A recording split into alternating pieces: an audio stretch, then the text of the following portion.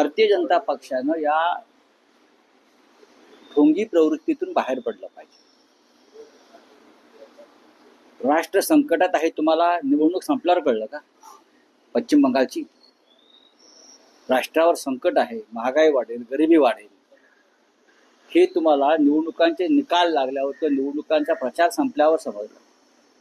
राहुल गांधींनी भाकीत केलंच होतं, आम्ही सगळे भाकीत करतच होतो की निवडणूक संपल्यावर नरेंद्र मोदी हे आर्थिक संकटाचा बॉम्ब आपल्यावर टाकणार. मोदी कुठे आहेत?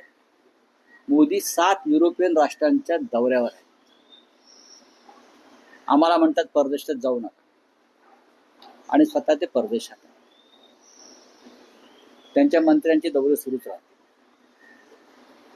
मोदी त्या दिवशी काय ते 2 गाड्या घेऊन दिल्लीत फिरत होते. किती दिवस फिरणार 2 गाड्या घेऊन? तुम्ही का पंडित नेहरू आहात का 1 गाडी घेऊन फिरायला? तो इंदिरा गांधी आहात? तुम्हाला सवय झालेली आहे. भारतीय जनता पक्ष हा या देशातला असा पक्ष आहे किंवा असे नेते आहेत की त्यांना सुखाची आणि ऐयाशीची चटक लागली आणि त्यांना ढोंग हा त्यांचा छंद झालेला आहे आणि त्यानुसार ते करतायत.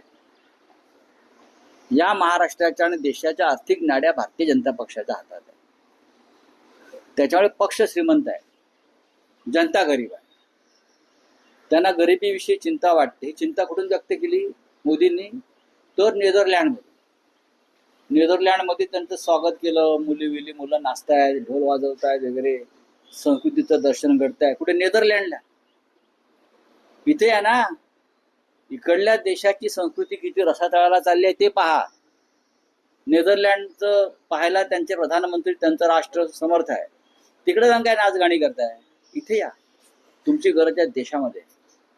देवेंद्रजी त्यांना आवाहन केलं पाहिजे त्यांच्या नेत्यांना की भारत की ओर चलो, पण तसं दिसत नाही.